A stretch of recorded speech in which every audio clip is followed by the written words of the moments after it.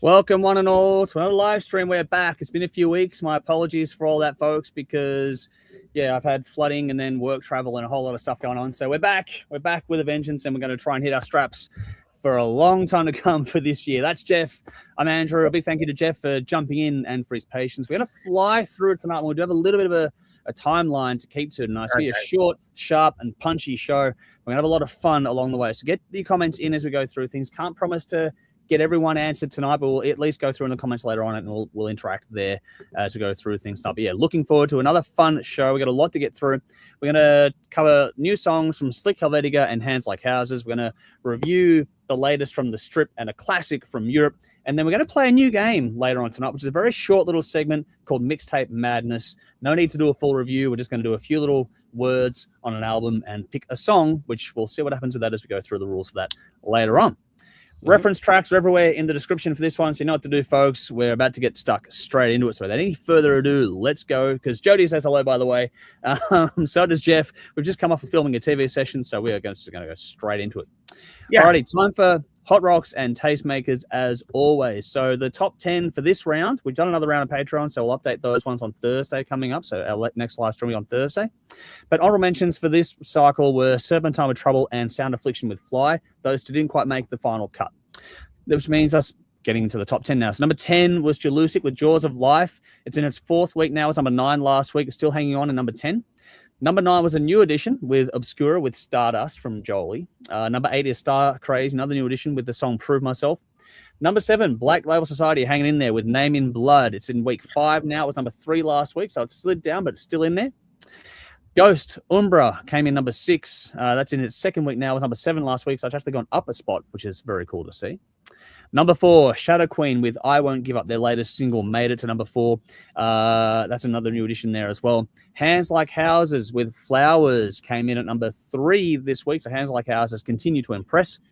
Number 2 was Slik Helvetika with Shoot, another new one. That's an international one this time around. And number 1 for the second week in a row. It's in its 5th week now as we go through things here with Black Rain and their song Dreams as we go through things here. So the two songs we're going to discuss tonight are Hands Like Houses, Flowers, and Slik Helvetika with Shoot. Those are the two we're going to touch on tonight. So, we'll see how things go with this. Alrighty, folks. So it is over to you, Jeff. So what do you got for, let's start with Hands Like Houses. How'd you go with that one first?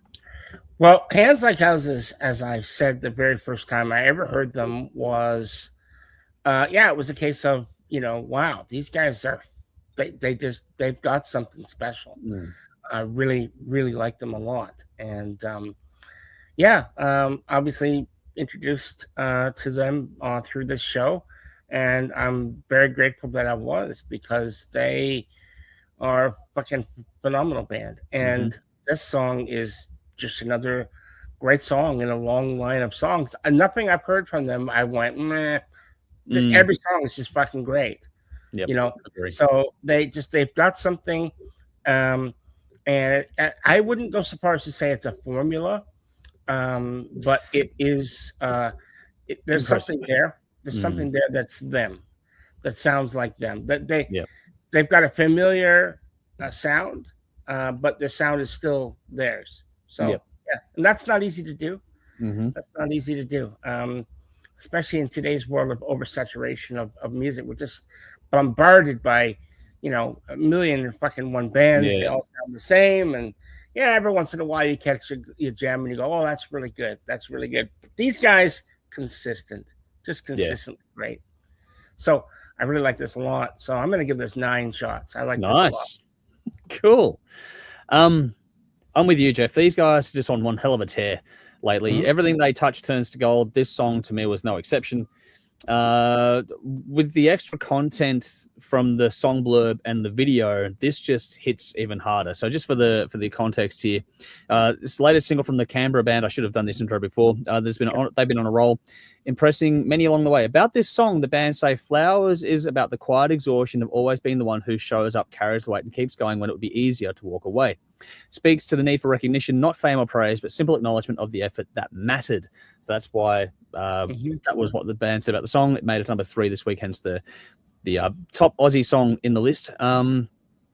But this song for me personally has everything: the energy, the hook. There's a soft moment in there, all wrapped up in the, or steeped in their now trademark sound, which you mentioned there, Jeff, which I thought was a good touch on that one. Yeah. Good luck not feeling something listening to this song. One way or another, be it the groove or the emotive weight, I think this will land with almost everyone out there. And I think the video is damn cool too. Really captures both sides of this song, and the lyrical projection overlay was a very nice little trick too. But for me, this song just swings hard. The little layers added to this really flesh things out, but I also love how they have space for the vocals to really hit on the opening verse in particular. But this is so well crafted in every way. The gear changes are brilliant. I love how it builds as the song moves through its different motions, and it's just really damn cool. On top of all that, this song has great hooks, great emotional delivery, and is pretty much guaranteed to get stuck in your head while you're at it. It's got a great breakdown. The use of light and shade all over this is really a great contrast that makes this fantastic, and it's also incredibly easy to go back to. I can spin this over and over again quite comfortably, and there's always some new little detail to take in every time I've done that, which is fantastic. This band just continue to impress as far as I'm concerned. I love the cover last time around that we discussed from these guys, but this is even better for mine. I gave this one 10 shots, Jeff. 10 shots for me, which is cool. Yeah. Alrighty, time for the number 2 song this week, which is the top international song for this week, which is Slik Helvetika with Shoot. This track comes from American band's 4th studio album, Walk Through Fire, released February 2026. Now, this particular track was originally released as a single back in 2021, and the band's last album was released back in 2016, so it's been a while between drinks. Ula, you put this one forward, and it took 2nd place overall, making it a highest ranked international song. Here we go. Jeff, what do you make of this one? This one's much more thrashy than the other song. Yeah, it sure is. I found that these guys, look, I'm just going to say it without, I don't want any tears in this show. We just don't want any tears, look. No more tears? Yep. No more tears. No more tears. We're not going to do that. We're not going to go there. I will say that they're good at what they do, but I think they're an acquired taste. I mean, you have to like a vocalist that in between songs sucks on helium, because that's what we get here. This he's got his nuts caught in a vice. One of the two. I don't know what it is. There was something about his vocals that just turned me right off. Okay, I didn't like it, but I liked the band. I think the band was well done. The singer just didn't, and I think that's a shame, because the singer is really the one that is trying to deliver the emotion to the song, whatever it happens to be. He's the one that, he's the one that's going to be the polarizing factor, whether you like a band or not, right? Yeah. And for me, that's where it was. It was the music was fine. The vibe, the genre, everything that they're trying to bring, let down for me by the singer. So, look, it's music is subjective. It doesn't mean that it's a bad song. It is. Yeah. So I'm still going to give it 7 shots because it's not bad. I just didn't like it. I didn't connect to it, and there's a difference. So I didn't hate it at all. So that's my story, and I'm sticking to it. Yeah. No, and I fully understand what you're saying there. They're not reinventing anything per se. This one feels like vintage underground metal, and that's the key word here, underground metal. Right from the start, it rips off with some killer riffs. Though I think the guitar work is fucking fantastic. There's no question. Like I said, musically, they're great. Yeah, exactly. It's a little rough around the edges, mix wise as well. But that suits the vibe that they're going for. That's why I say the underground metal thing. If you go into this with the expectations of it being an underground metal vibe, I think you'll be pretty happy. This has some great groove and rhythm as well, along with the lead work. There's great performances there. The thing I keep coming back to is the riffs on this one. That was the thing that hooked me the most on this. There's a fucking great collection of riffs in under 4 minutes here, which is a lot of bands would kill for them. I would. So that alone is worth checking out as far as I'm concerned. There's a great solo as well. That just blisters out of the speakers at you. But on top of that, there's also some great lead work, like scattered all through this, and it really brings a bit of extra zing to it. So if you like your guitar work, this song is still going to impress you no matter what. This has bits of like 80s glam, thrash, and Sunset Strip influences all over it. But they've really created something very cool out of that too, musically speaking, which is why I think I get what you're saying about the vocals. But yeah, it just, they did blend those three rather well, if not well, then interestingly, as far as I was concerned. There's enough melody in the vocals. The wails aren't perfect, but again, that just adds to the whole underground feel and vibe. That to me is actually kind of refreshing in a lot of respects. Not over polished, not overproduced. It feels like what you'd see if you went and saw the band live. There's no studio trickery involved in this one. This is the real deal, and I always respect that. The last little gear change, one amongst many on this track, is very cool as well. Lock the thump. I love the thump in this one too. Like the thump in this was really cool. I was wrapped up.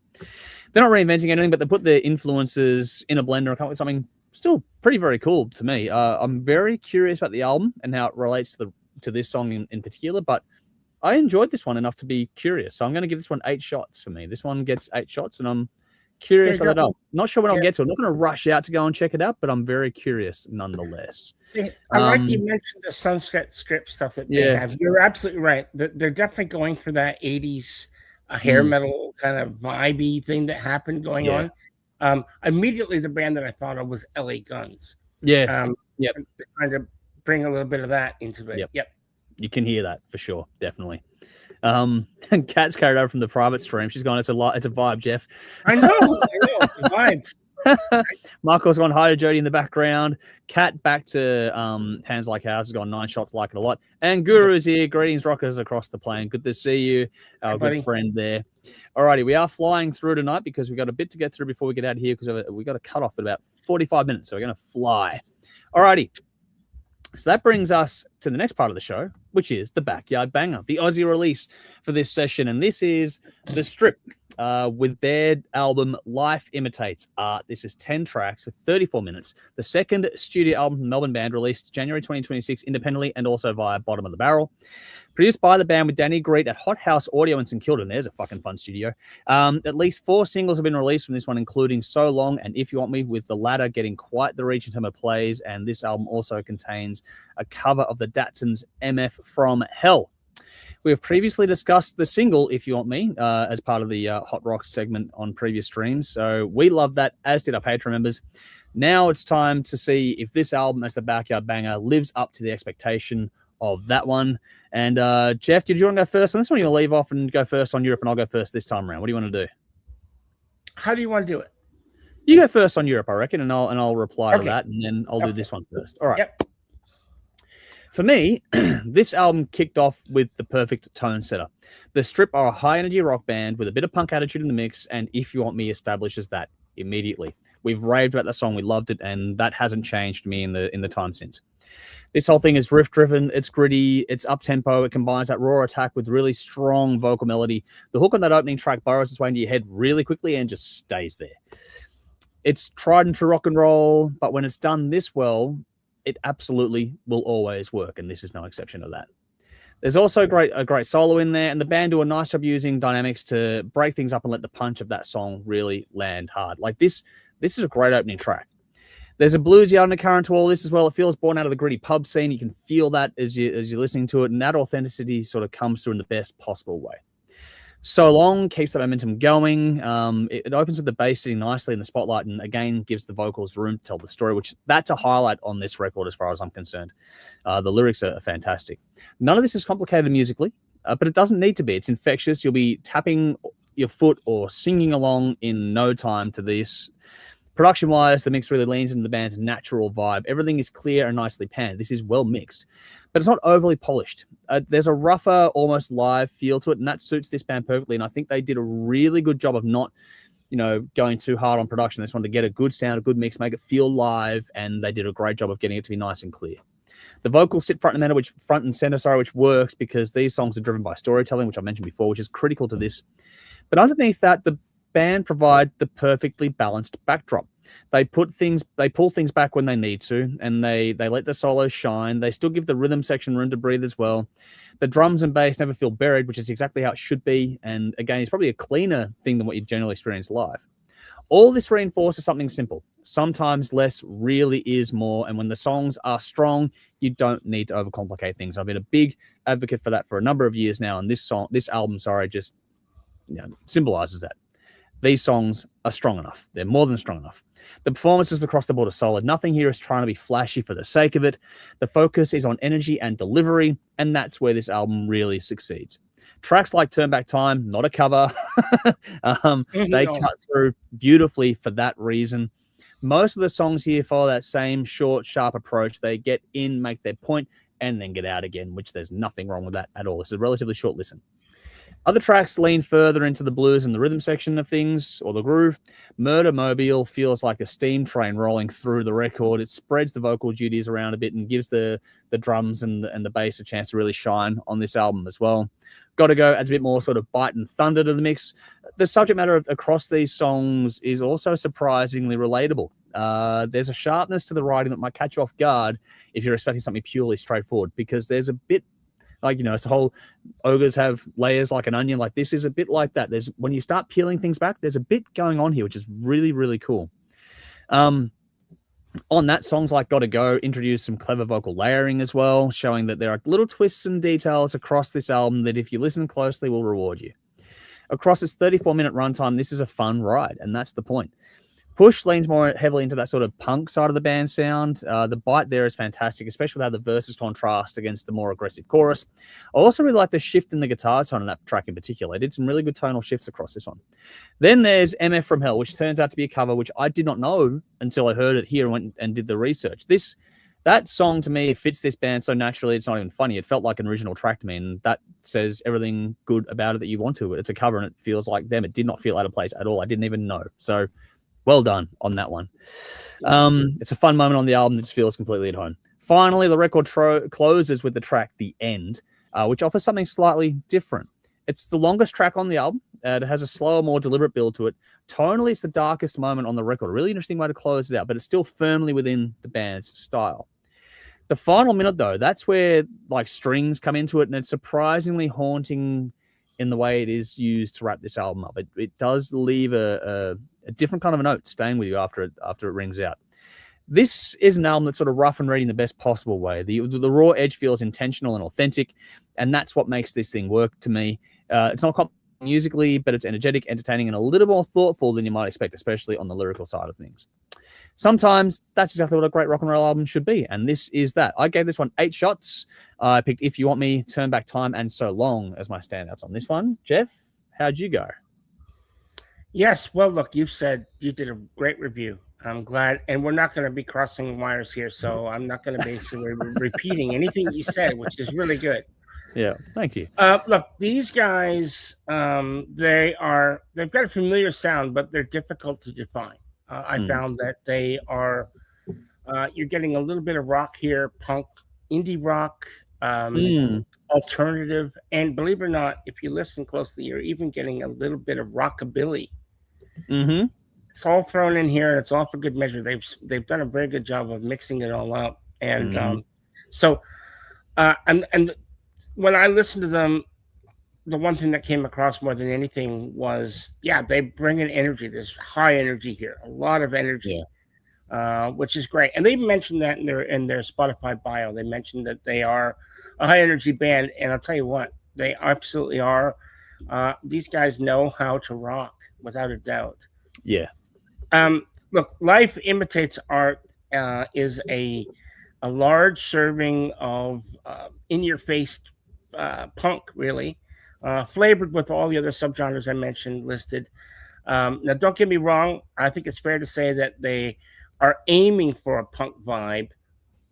There's another word, vibe. Imagine that. It's a vibe, Jeff. It's a whole vibe tonight. Yes, they're aiming for a punk vibe, but they're just not confining themselves to that, which is great, because it means that they can deliver all this energy and all the things that come with punk, but they're not getting pigeonholed into that. Yeah, that's so important as a band. It means that you can go and do whatever the fuck you want, and you're not limited, right? Yeah. All too often, sometimes bands will get stuck in their own genre, their own lane, and because maybe they're popular, maybe their fans like it, whatever, they feel like they're obliged to stay there and then never go out of that. And it's a shame, because they don't grow as a band, really. Yeah, these guys are not doing that, so I like that a lot. The last track alone tells you that. Yeah, look, I overall I enjoyed this album. I thought, even if it's punk isn't my jam, I can respect it, that it's well done, and I think that this is it's extremely well done. The Stripp know how to do it. I think the album itself is well produced, as you said. It's lacking, and this is another telling thing, because even though they're kind of going for that punk vibe, they are the album itself is very well produced, and it's lacking some of that sloppiness that can be found on other punk releases. Yeah, they tightened it up. Yeah, they very tightened it up a lot, and so I think the addition to those other subgenres that they're dipping their toes into help bring it all into focus. It's got a rawness, but it's done extremely well. All up, this is an album. Well, really, it's an album. If you listen to it loud, this is gonna rip your fucking face off. This is a great, and I don't think this album should be missed. I think this album needs to be heard. Yeah. I love the energy here. It's great, and if you want to get pumped up before a night on the town, put this album on because this is gonna do it. This is gonna do it. Standout tracks for me were "If You Want Me," "So Long," "Good for Me," Murder Mobile, that Mobile, whatever you want. Mobile, that was fun. Mobile, that's very, very fun. "Gone" and "Emma from Hell." I did not know that was a cover. So thank you. Wow, it doesn't feel like it, does it? They made it their own. Yeah. I mean, I'm assuming, I don't know because I've not heard the original. So look, just did a great job. It's their song. I'm assuming. Yeah. They've made it their song. They have now. They certainly have. And I could have easily just mentioned all the tracks. I enjoyed everything on this album. All the songs are good, and so I can't fault these guys at all. So for me, I'm gonna one up you. I'm giving these guys 9 shots. Nice, cool. Yeah. There we go. I'm glad we're talking about this one. It was released back at the start of the year, but I'm glad we circled back to it because there's a few other releases we're going to get to in weeks coming up. But yeah, didn't want to miss this one. And I'm glad that it landed as well for you, Jeff, as it did for me. I thoroughly enjoyed it. We got some comments here too, which is cool because Vinny's gone. Vinny, good to see you, Vinny. Hey.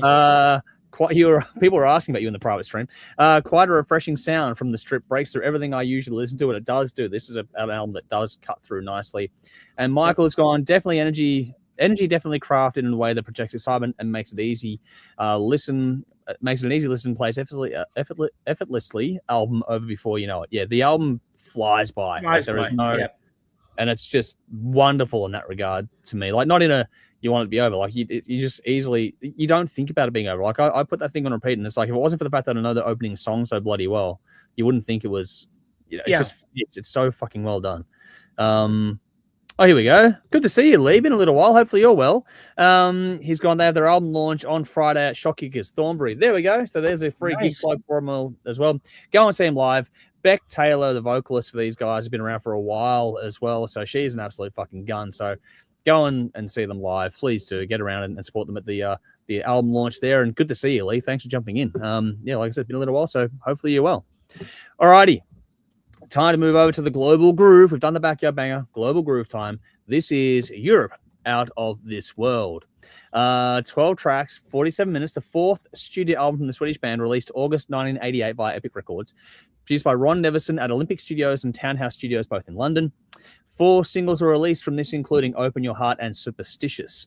That led this classic to peak at number 28 here in Australia, number 19 in the US, number 12 in the UK, along with numerous top 30 and top 10 spots across Europe, Japan, and Canada. It's gone on to be certified platinum in the US and Sweden, as well as gold in Canada, France, Spain, and Switzerland. This was the band's first with Lee Marcello on lead guitar after the departure of John Norum. And that, quote-unquote, little fact is what prompted Jeff to choose this one to be the Global Groove for this show. So, Jeff, what have you got to say about this one? And before you do, Anna is here. Good to see you, Anna. Hey. Bye to you as well. But yes, Jeff, please dive in. Okay, so look, Europe. So Europe unfortunately suffers from that. Oh my God, it's Europe. Like, how can you listen to that stuff, right? Because they were so huge in 1986. The final countdown came out, and most of us in North America, and I'm assuming here in Australia, were like, none of us had ever heard. We never heard Europe before that. They were kind of popular in Europe and places where they're from, but they never really crossed over to mainstream. And then all of a sudden, bang, it was just like, holy shit, you couldn't go anywhere without hearing it. So that album was so huge that for me, it was like, okay, I enjoyed that album a lot. But for me at the time, I was a fan. I really was. And I followed the Countdown's a great album. There's nothing wrong with that album. No, nothing. It's a great album. You're right. And so I wanted to know, because for me, it's like, well, if that album's good, what's their next album going to be? And that's where Out of This World comes in. It comes out in 1988, 2 years later. Out of This World, yeah. So look, I'm just going to read what I wrote. Give my little backstory there. But look, it would be difficult to overestimate the impact that the Final Countdown had on the music world back in 1986. Massive. Yeah, it was huge. Still is. Yeah, absolutely. Like, the Final Countdown, the song is still fucking massive. It's still massive. I was living in country Victoria, and every year for years, the Final Countdown, New Year's Eve was like the final song they play until ticked over to New Year's Eve, or the New Year. So that was the thing for years. It's got like this cultural familiarity. Everyone knows it. It's like it's more than just a household name. It's just like it's that amazing. opening. Everyone knows it. Exactly right. Everyone knows it, and it's iconic. Yeah, completely iconic. But look, in 1986, this was very, very near the beginning of the hair metal scene that we got. And all of a sudden comes a band out of Sweden that no one had ever heard of, called themselves Europe. Wow, okay, this is pretentious, but guess what? The Final Countdown is more than just an anthem. It was, as I mentioned, it's a cultural juggernaut. And the album itself is very good.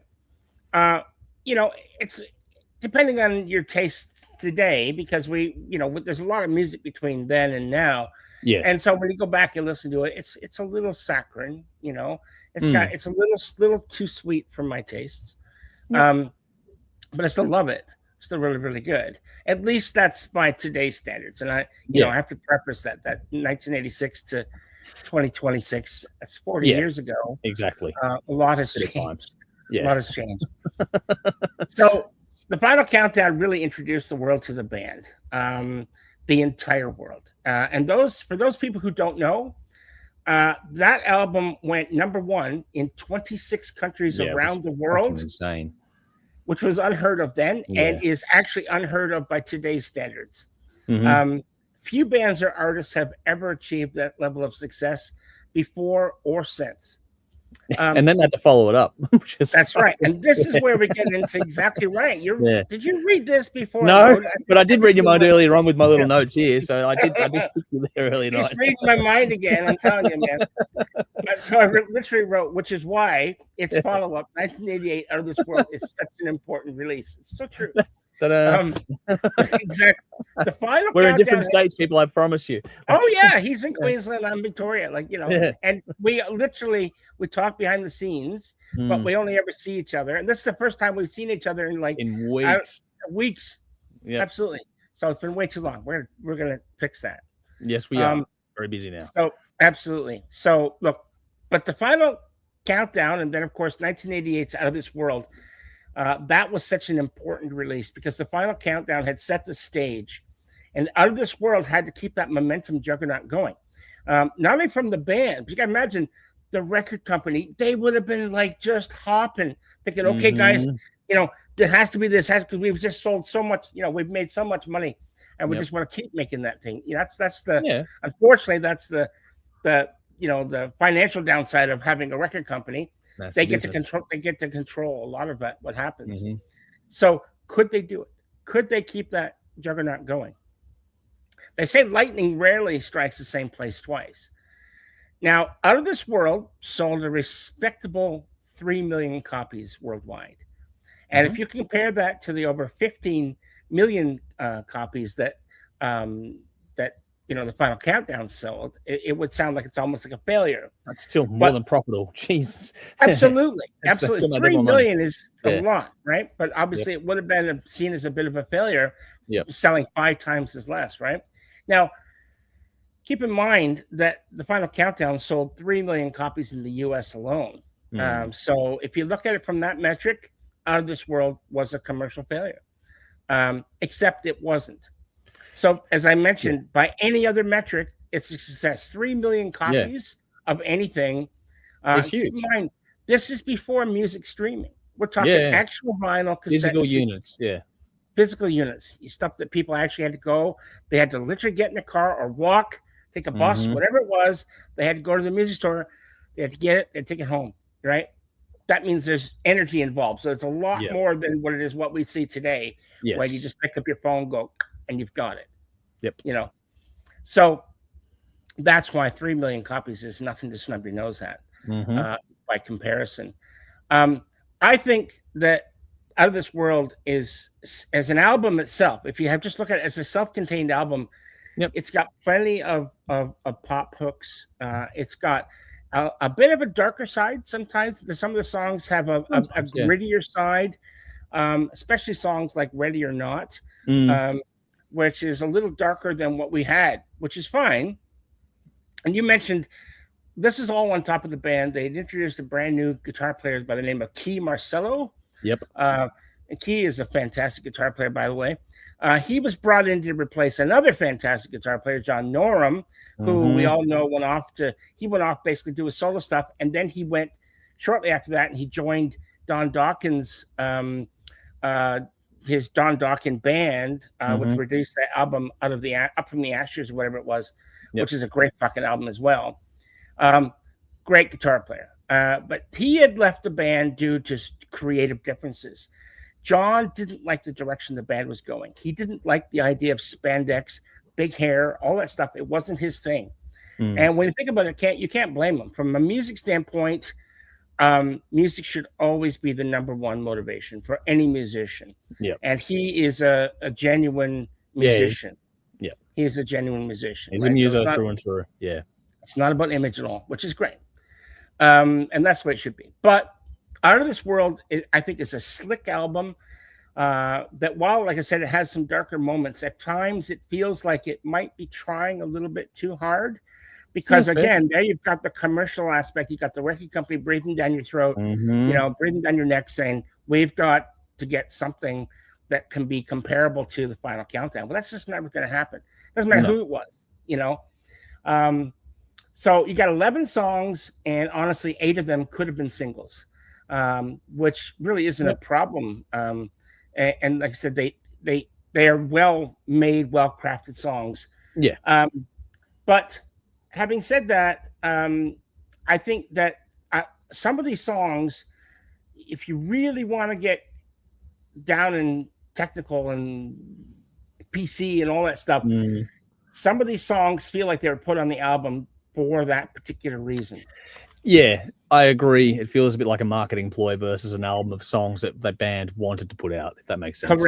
Correct. And that is a bit of a shame because I think the album is a great album. It's filled with great songs, but they wouldn't have been out of place on any other album.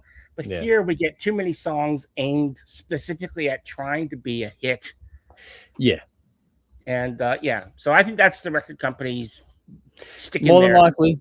Most likely, and so it would have been interesting to see what songs didn't make the cut that the band had brought forward. I would love to get like a super deluxe version or something that include all that. Even the draft of whatever John Norum was working with the band before he left, like that would have been interesting as well. So oh yeah, absolutely. Look, overall for me, I love the Final Countdown, but I prefer this album because it had the bigger shoes to fill. I think from a band, this is where the rubber meets the road. Like they literally need to. This is where they have to fill all the needs and wants and everything that they want, everything the fans want, everything that the record company wants. All that has to be said and done here. So I think nothing was going to top the Final Countdown. It's very rare that a song can do what that did. And most bands will go their entire career without ever having a hit single like that. And if they do, they will never surpass it. They will try, but they'll never surpass it. We just know that historically. So my standout tracks pretty much are every track except Towers Calling. I didn't care for that song. I just felt like it was a bit out of place. It didn't have, there wasn't even anything in there that I went, oh, it's all right. It just, it doesn't fit. Like it feels like it doesn't belong here. It doesn't vibe. And I literally wrote, it doesn't vibe with me. That's seriously. Like, if this episode, if tonight was brought to you by a word, it'd be vibe like that. Yeah, that's right. Tonight episode brought to you by the letter V. Not you, Vinny. Not you, Vinny. Vinny. There we go. Where's Vinny with the V? Look, I'm still going to give this I'm still going to give this album a strong 8 shots. I Nice. thoroughly enjoy it. I think it does its own thing. I feel at times, as I said, it's trying a little bit too hard to manufacture a hit, and so it loses a couple points for me. But it's still not bad. They certainly, when you compare it to other bands that have done other albums that have done well and their follow up, Yeah. this is pretty good. This is pretty good. So that's why I wanted to do it. I think it's an important album, not only for the band but for the genre. So yeah, it's always been up there for me. So I hope you enjoyed my review. Yeah, I think 8 shots is more than enough for this. Yeah. Solid, absolutely. Said I was never going to give it 10.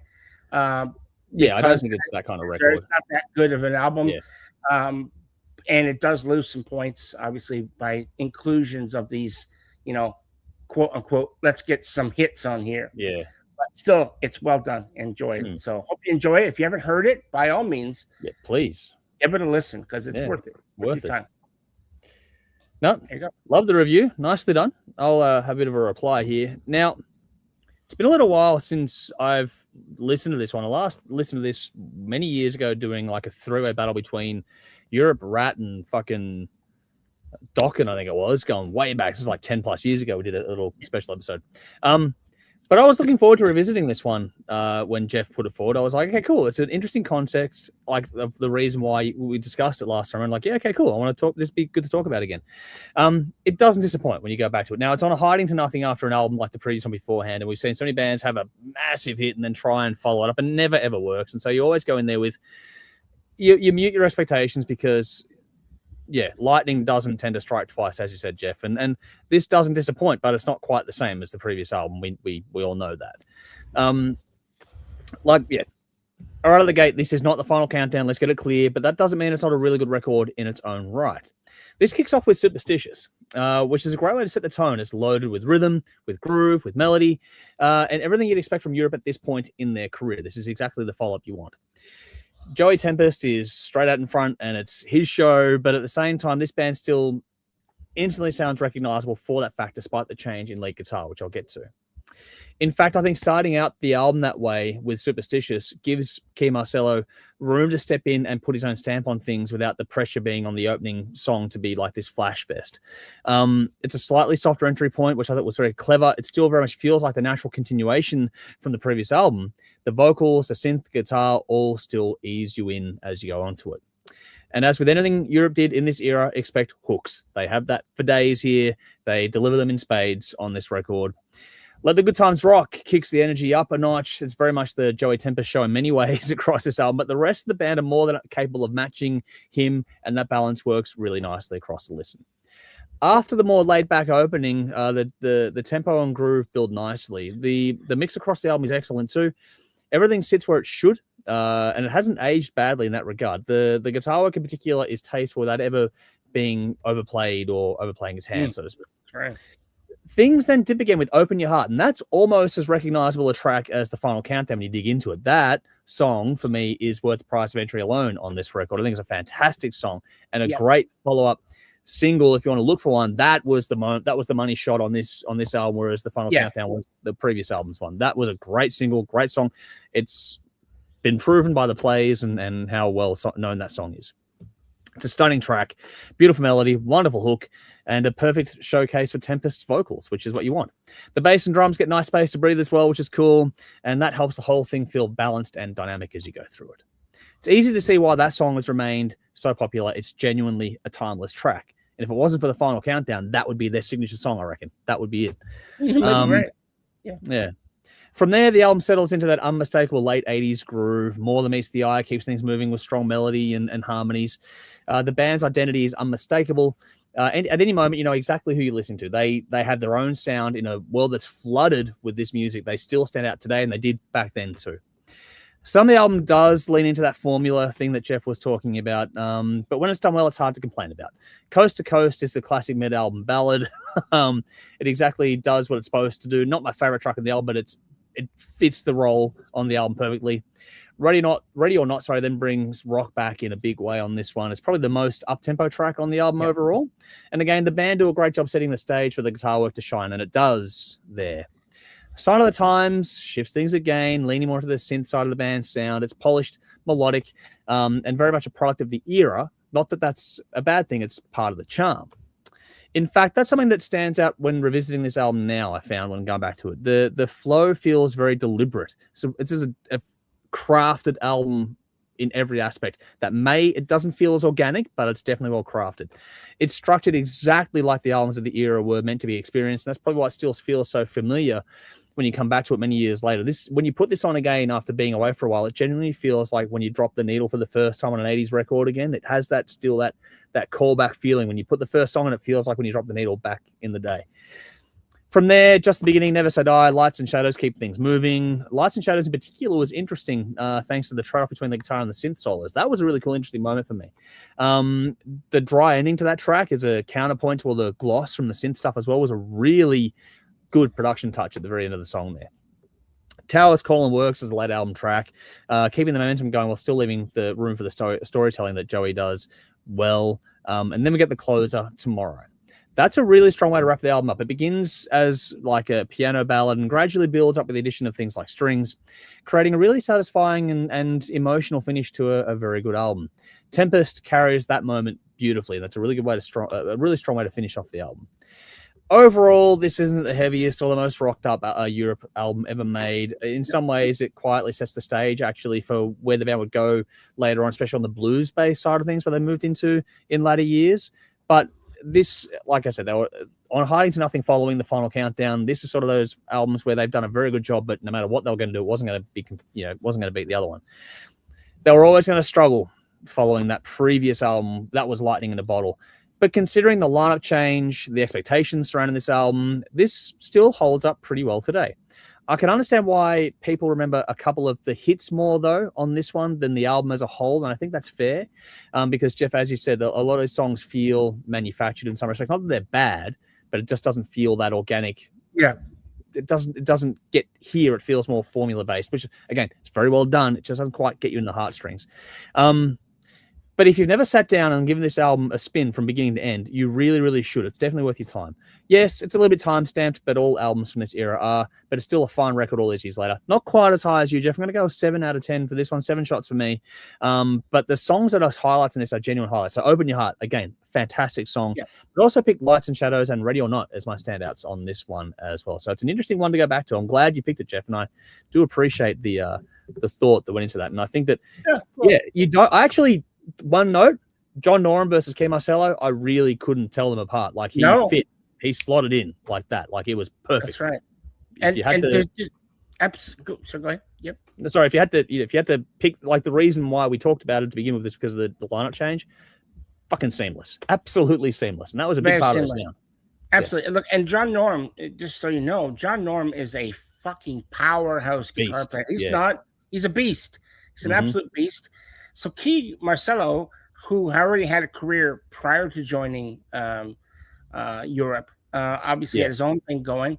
And I believe I don't think he's from Sweden. I think he's from Finland or something like that. Maybe I'm wrong. So. Yeah, I don't know. Denmark somewhere. Anyway, but doesn't matter. I mean, he fits in. He's from that area. But he's just come in and he's filled the shoes, like, completely. Mm-hmm. You're not left for wanting. You're not, and if you didn't know there was a guitar change, you probably wouldn't know. Can't tell. Yeah. I think it's seamless and remarkably well done for that alone. Like, it's worth checking out just to see how well you can do it when you have a lineup change. They did a very, very good job there. Exceptionally well done. Yeah. So credit to everyone involved. Alrighty. Vinny says, would Europe be the second biggest export from Sweden behind ABBA? I'm racking my brain trying to figure out who sits second. Then Kat's gone Roxette, Vinny. That's probably a fair call, Kat. But Kat also said, got your vibe, Jeff. So there we go. There's that vibe word again. Jolie's gone. I loved Europe. Well done. That was my era. Nicely done. Yeah. Rowan's Let's gone. Second biggest Swedish export is nudity, which is a very good point. Just slightly behind meatballs. Yeah, meatballs and the Swedish chef. But anyway, Vinny's gone. Kat, thank you. Vinny's gone. Dolph Lundgren's greatest hit would be Stiff to Miss Out. Oh wow. Kat said Europe would have had more hits though. I reckon. I think the second just in sales behind Roxette. Vinny. Yeah, Roxette were big though. They had a lot of hits too. Darren, good to see you. He's gone seeing Europe at the Palais, Melbourne, 2018. That would have been fantastic. Nice. Good to see you, our friend. Hopefully you're keeping well out there too. Alrighty. we've got 10 minutes to go. We've got a quick game to play, and then we'll wrap things up tonight here. And what we're going to do is we're going to start this new little game here called Mixtape Madness. Now, it was asked a while back, would we do like a ranking of the Karnivool albums? That's coming. This is a precursor to that. So what we've done is we've gone back to the debut album, Themata, and then we've gone through it. We're going to give a very, very quick, like 3-line breakdown of our thoughts on the album. Very, very brief. Nothing big about this, but what we're going to do is, unlike our previous stuff, we pick a band or a song, or whatever else have you, anything goes. So we can pick the same song, and then we're going to put it against the audience choice later on as well. We're going to see at the end of this little run of 4 albums, which songs, if we're in agreement with the audience, or whose list is the best. We have a bit of fun with this. And then after that, coming up down the line, we're going to do a ranking of their albums in a different way of doing things. And Jeff, you had a cool idea where you wanted to go through best track, worst track. That's going to feature in the ranking of the albums. So I'm going to mix that into that part there. So we have a bit of fun coming up as a standalone. That'll be a standalone piece, not done as a live stream. I'm going to standalone do that one. That'll be coming up in weeks to come. So keep your eyes peeled for that. But this is how we're going to start the ball rolling. So Jeff, Karnivool, Themata. How did you go with this one? This is the debut album, released February 2005. It's gone gold in Australia and peaked number 41 here for the record here. That's a brief preamble on it, but this is the debut album from the mighty Karnivool. We touched on their latest album a few weeks back. We figured let's dive into it. How'd you go and your song choice from this one? Well, so as I mentioned before in the previous thing, Karnivool was one of those bands that I never, I'd hear songs from time to time, whatnot, but I was never, I didn't know their music that well. And so being basically sit down and, listen to music, and I've listened to quite a few of their albums now, I think 3. They've only got 4, so I mean, You'll be close to the end, yeah. I'm almost through the whole list. But so obviously I'd listened to Themata, and Themata is look, you can see inklings of where they're gonna go, which is kind of cool. They're good, and I quite like the album, but it didn't grab me. I think maybe it's just because they while it's really well done, I think the newest album I think is my favorite so far. Anyway, that I've heard. Well, we'll get to that in weeks to come. Yeah, indeed. So, good album, but certainly room to grow. And so I have to pick a song, right? One song from this album. Now, the one thing I want some clarification is that because we're both going to be picking songs, and we don't know ahead of time who's picking what song. No, but we can pick the same song. We can pick this. I was going to ask, can we pick the same song? Yep. Okay. Yep. Well, I've got a reason why I'm picking this song, and I'm actually going to pick the song "Shutter Speed." Ah, cool. Because Shutter Speed, of all the songs there, right at about the 2-minute mark, the 2-minute mark goes into this really cool, what I would call prog interlude thing, and with the guitar, and it just sounds great. So because I think one of the things, even though they're known as a progressive band, I think that they are, at some points, they're sort of deviating from what, they're not Dream Theater progressive, never, right? They're not Rush progressive. They're their own thing. And there's a bit of new metal in there too, which is a color to the there's new metal. I mean, there's a song on this album that sounds like Korn. I was like, what? And so there is that, and so that's not really my jam, but it's okay. But I like Shutter Speed because when I was listening to it, I'm like, I actually went back and I made a note of where songs might grab me. Yeah, that grabbed me a lot. That I was like, I like this a lot. I wish it had went for longer than the 20 seconds that it does on the song. I'm like, it's a shame because that's very when cool prog track. Does things, they tend to have it goes and goes. Yep. So, Shutter Speed's my trick. Nice. All right. Cool. For me, I'm a bit different because I've done this band before. I only had to listen to the new one this year, which was easy to do, and I've covered the whole discography. So this wasn't, this band isn't a hard task. I've covered them before. But this, to me, is still a seriously good debut. It was back then when I first listened to it. It is now. It feels like a blend of things. Like I get the prog side of things, but because I was more into the new metal and prog is a much later thing for me, apart from maybe Queen. This is, Incubus and Tool, that kind of influence in that world. I do hear the Korn thing you're mentioning, but I was big into early Incubus, and I could hear if early Incubus and early Karnivool played together, that'd be a fun fucking gig for me. Like, that'd be a great time. This is not as fun per se as Incubus. It's more technical and more serious, but this is still very, very well done. It's a fucking cracking debut. It fits into that new metal scene, like I mentioned before, but it also has quite a different feel and vibe to it, and has that well-crafted progressive element that you were talking about, Jeff, while still being quite aggressive when they wanted to be too. I found that to be the refreshing aspect of going back to this one. That I liked the aggression that was still here. But all in all, it's moody, it's atmospheric. The riffs are all beautiful as well. It has it all. There is so much to explore. This one, it's easy to go back to, and repeat listening, like all their albums, is rewarding because there's always so much more to explore. For me, there's one song like you, Jeff. You kept going back to Shutter Speed, and it kept getting your attention. For me, there's a different song that got my attention. There's a few. I liked tracks like Sown and Silent. They did the and Lifelike. There were some really softer touches on here that I really did enjoy quite a lot. But the title track for me is the one I'm going to pick. That one has stayed with me from the first that I heard it, and it still resonates with me the same way. Many years on, it's been 10 years since I've been fully following this band, and that song still stays with me, and it's hard to go past. I'm looking forward to seeing how we land on the next one. So Jeff chose Shutter Speed. I chose Themata. We're going to go to the next album next week, and so on and so forth, and we'll do a standalone video on this one, asking the audience out there to put their choices in as well. But that's just a little preamble to mixtape madness that we're going to go into here. Indeed. I was going to say, I think if you weren't a fan, if you're not a fan of this band, you might have picked the song Omission by. Yeah, that's a good one. Yep. Because it's interesting that the 10 seconds of silence, whatever it is. But the closing track follows over to the next album, which is a very cool touch there as well. I like where this journey goes, but we'll get to that next week. We will. Vinny says, great pick, Jeff. So there we go. BP's here. Good to see you with a thumbs up. Michael's gone, there are 4 Karnivool songs that go great together in a row, all from Themata and Sound Awake. The song Dead Man leading into the song Themata, followed by Change Part 1 and then Change, which is cool. Good pick up there.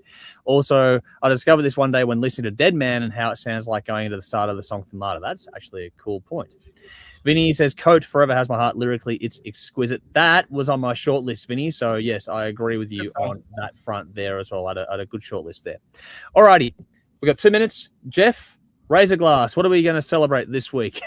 I'm going to celebrate this, but this is a bit of a somber note. So this is not really much of a celebration. This is just a cheers to we lost a great man a few weeks back. A friend of mine, somebody that I've known probably for about probably 15 years or more. Yeah. And he's been he was my guitar tech. Basically looked after my guitar. He was a luthier. He did his own stuff. I have taken every single guitar that I've ever owned to him for repair, for work, whatever I needed done. And so we lost the great Cameron Rees. Unfortunately, he passed away on the 2nd of March, and he had a short battle with cancer. And I'm happy that I was able to call him a friend, and he will be missed. He was one of those guys that, I didn't see him all the time. We didn't hang out. We weren't friends classically, friends and going out and getting drunk and stuff like that. None of that, because it was purely business. But when I would go over there, he would make me feel at home. He would invite me in, have, with a drink or whatever it was. And we, what a 5-minute job, dropping my guitar off and saying what I wanted would be a 2 or 3 hour before I left. He was one of those guys that, could talk about music in any genre and never repeat himself. He could talk for 2 or 3 hours about any topic and not repeat himself, which was, a talent. So he was just a really knowledgeable guy. Everyone loved him, and he's just going to be missed. And, I'm sorry to see that he's gone, unfortunately. So this is a cheers to Cameron Rees, Cam, as he's known. And you will be missed, my friend. You will be missed. Condolences to you, my friend, and to everyone else that knew and loved the man as well. I know that his loss will be echoing through for quite a few people there as well. So, yes, no, my condolences to all involved. I do have to try and segue because we've hit the marker of time, so I'm going to try and fly, but I do fully respect the moment and appreciate you sharing that with us, Jeff, because you and I had long conversations about that after the fact, and I do appreciate what that meant to you in the moment. I'm glad you shared it with everyone here tonight. So condolences again to you and to everyone that knew the man and his work. All right. My razor glass is short and sweet. It is just simply to being back. Fuck yeah. I'm looking forward to kicking this thing in the guts now that my travel schedule is going to settle down. It's not going to stop, but it's going to settle down, which I'm looking forward to being able to really get this thing moving this year. So onwards and upwards for the rest of 26 now and beyond. So Jeff, get ready because we're about to fucking hit the ground. Rubber hits the road, as you say. So here we go. Here's to being back and to more of this. Thursday night, we're back again. So join us then, folks. Indeed. All righty. Vinny says, raising a glass to farting in my wallet. Now I have gas money.